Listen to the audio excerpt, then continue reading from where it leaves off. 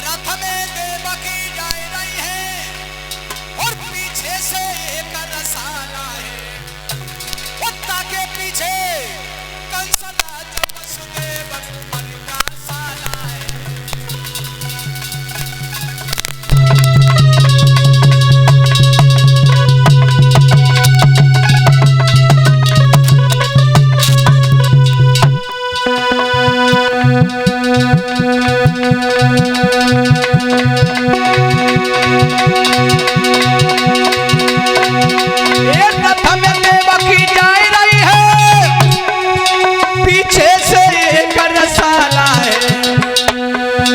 और ताके पीछे कंसराज वसुदेव कुमार का साला है।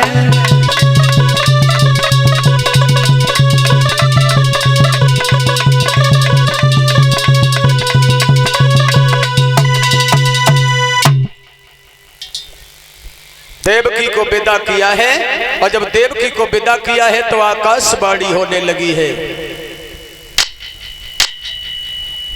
देवता आकाशवाणी करने लगे हैं,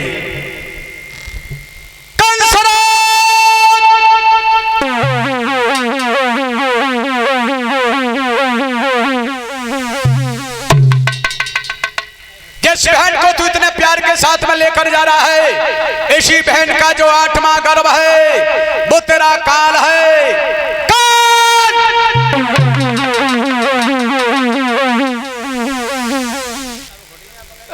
जब पंडित नहीं कथा ना आया मत कट जाते हमारे डिपार्टमेंट में संग रह के, ऐसे साउंड ना चलता। कंस ने इधर उधर बहुत चक्का सा रह गया कि मैं क्या सोच रहा हूं। जिस बहन को मैं बहन समझता था और वो बहन नागिन निकली। केस पकड़ करके देवकी को रथ से नीचे खींच लिया। जवाब दिया हम देवकी को जिंदा ही नहीं छोड़ेंगे। तो मेरा काल कहां से आएगा? न होगा बांस और ना बजेगी बांसुरी।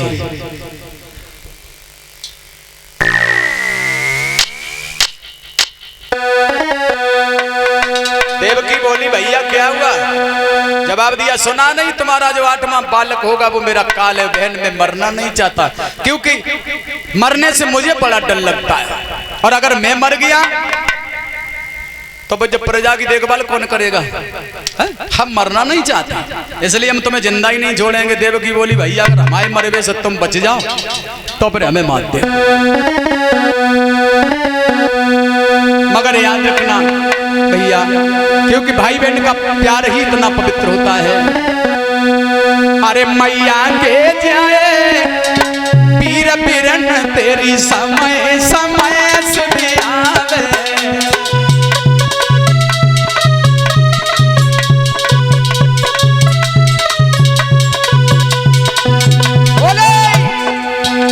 मैया के जाए पीर लला तेरी समय समय से आवे।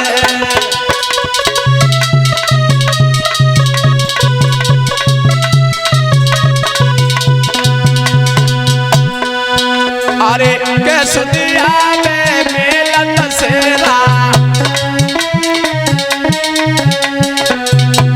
बोली कैसे दिया मेला दशहरा।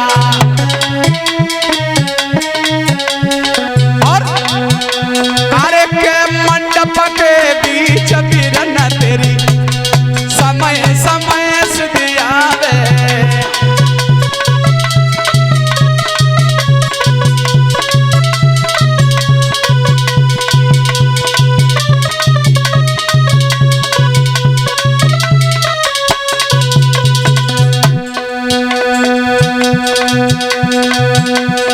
जिस वक्त जिस बहन के भाई नहीं होता है और वो मंडप के नीचे बैठी होती है, धान जो बोने वाला जब कोई नहीं होता है तो उस बहन के दिल पर हाथ रख करके पूछो कि भाई का प्यार क्या होता है।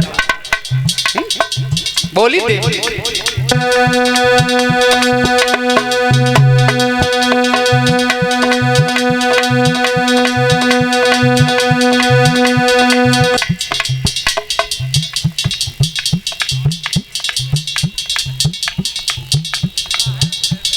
कोई माइक बनाए लगो तो उनको वॉल्यूम बढ़ाए रहे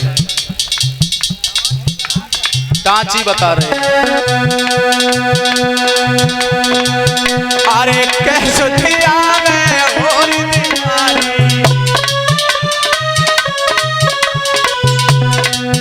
अरे कैसे दिया होरी दीवारी ओरे के कार्तिक की दियो जबीरन तेरी समय समय तुझिया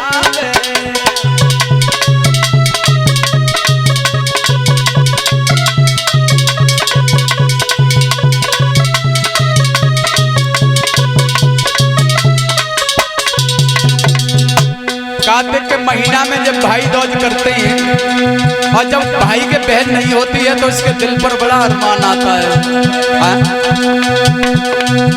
अरे काहे भी आई नहीं विदेश ओ भैया अरे काहे भी आई नहीं विदेश ओ भैया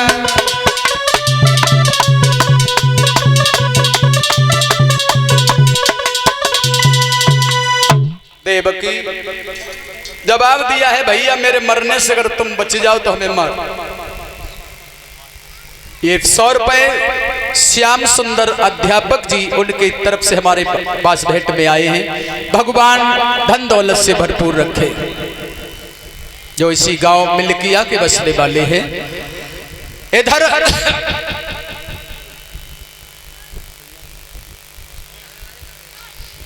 तो कंस देवकी को मारने के लिए तलवार लेकर के तैयार हुआ तो वसुदेव ने कलाई पकड़ ली ठहर जाओ साले ये तुम्हारी बहन जरूर है लेकिन मेरी पत्नी हो चुकी है और कोई भी पति अपनी आंखों के सामने अपनी पत्नी को मरता हुआ नहीं देख सकता हमें एक बात बताओ तुम्हें अपनी बहन से डर है या इसकी संतान से कंस बोलो बहन से कोई बहन है जो कि संतान से डर है वसुदेव बोले तो फिर हम वादा करते हैं कसम खा करके कहते हैं कि देवकी के जो बच्चा पैदा होगा उस बच्चे को जन्म लेते ही तुरंत ही तुम्हारे पास हवाले कर देंगे और उस बच्चे को जन्म लेते ही तुम मारते रहना वो तुम्हारा कुछ नहीं बिगाड़ पाएगा कंस कान लगो बहनोई साहब जतवन ने अकल अच्छी बताई अब हम अपनी बहन को नहीं मारेंगे हम बच्चे को जन्म लेते ही मारते रहेंगे तो वो हमारा क्या बिगाड़ लेगा उसी समय देवकी वसुदेव को जेल खाने में डाल देते हैं कंस धीरे धीरे समय व्यतीत होने लगता है इधर देवकी के एक पहला पुत्र पैदा होता है और जब पहला पुत्र पैदा होता है तो वसुदेव कहने लगे देवकी इस बच्चे को हमें दे दो ये कंस का भोजन है देवकी कहने लगी भगवान महाराज मैं अपने बच्चे को नहीं दूंगी क्योंकि मैंने दे दिया तो मेरा भैया इसे मार देगा वसुदेव बोले देवकी रोते नहीं ये कंस का भोजन है अरे कई वसुदेव ने नारी और कलो काने ले हो या पानोरे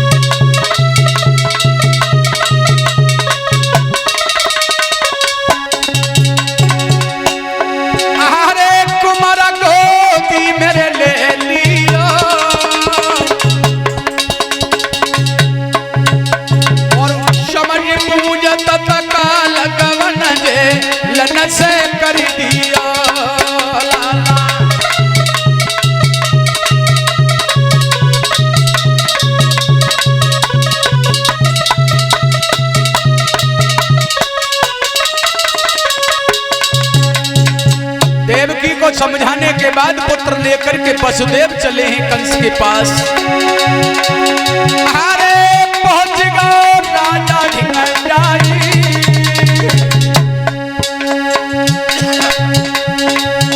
अरे लयो कुमार को गोद तुरंत दो राजा को पकड़ाई। भैया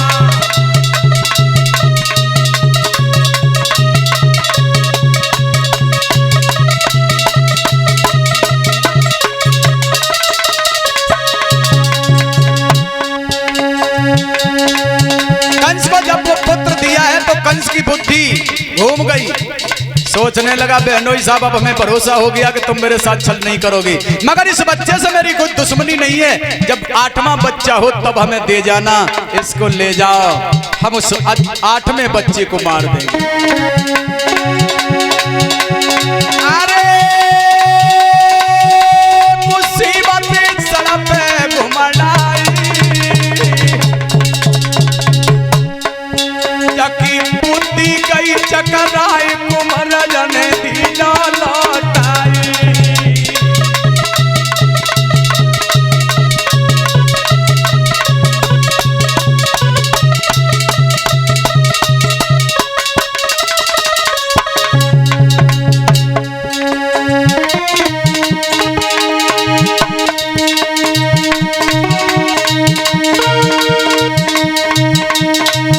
जाकी बुद्धि गई चकराई, कुमार जने दीना लौटाई।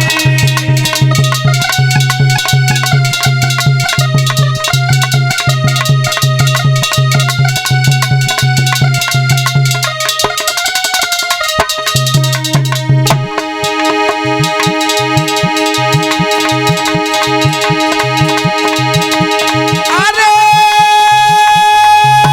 मुसीबती सड़क पे घुमड़ाई, और विधिगत परंपरा भाई समझ नहीं पाई। लाला